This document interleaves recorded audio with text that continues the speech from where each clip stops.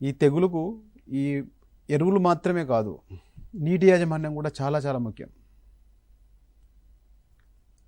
మొక్కజొన్నకు పూత అనంతరము ఇది ఎక్కువగా వస్తుంటుంది, ఈ పూత అనంతర ఎండు తెగులు. అయితే మొక్క ఆ పూత సమయంలో చాలా స్ట్రెస్లోకి వెళ్ళిపోతుంది.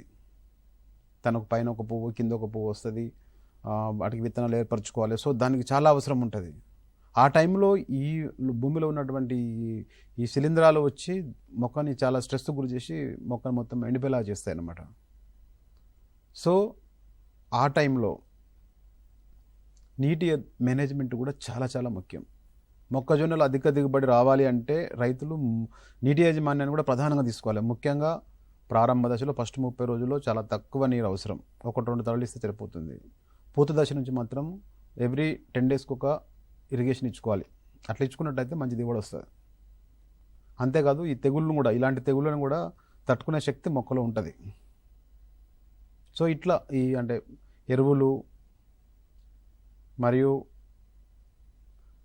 నీటి యాజమాన్యము, అట్లాగే తట్టుకునే రకాలని తెచ్చుకోవడము,